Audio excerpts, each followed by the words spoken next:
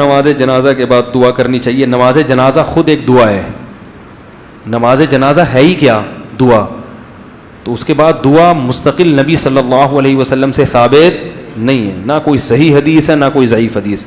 بعض لوگ کہتے ہیں کہ عبادت ہے تو عبادت کے بعد تو دعا ہونی چاہیے, تو یہ بھی آپ نے اپنی طرف سے ایک لاجک نکالی.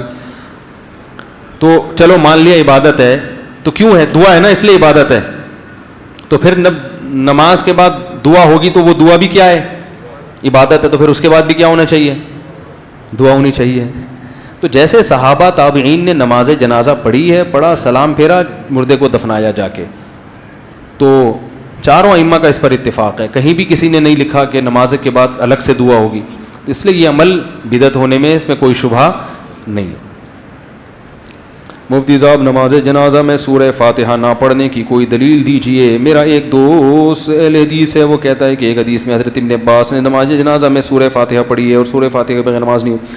سورہ فاتحہ کے بغیر نماز نہیں ہوتی تو رکوع سجدے کے بغیر بھی نماز نہیں ہوتی. تو نماز جنازہ عام نمازوں کی طرح نہیں ہے. تو جیسے وہ رکوع سجدے, جو سجدہ تو سورہ فاتحہ سے زیادہ بڑا رکن ہے, تو یہ جو سورہ فاتحہ کے بغیر نماز نہیں ہوتی, یہ رکوع سجدے والی نمازوں کے بارے میں.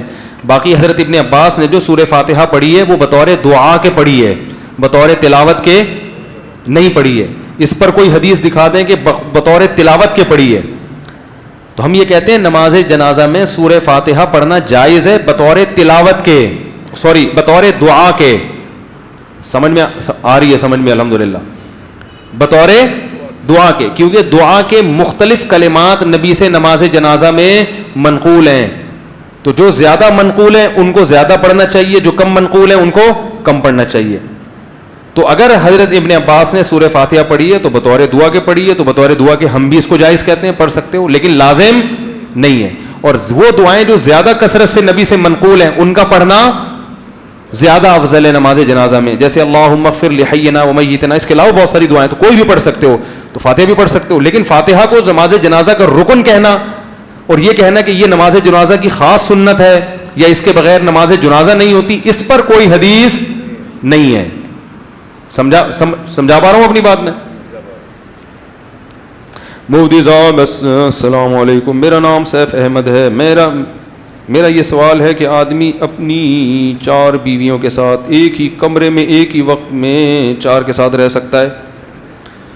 وہ اگر 4 بیویوں کو ایک کمرے میں رکھے گا تو خود کہاں رہے گا؟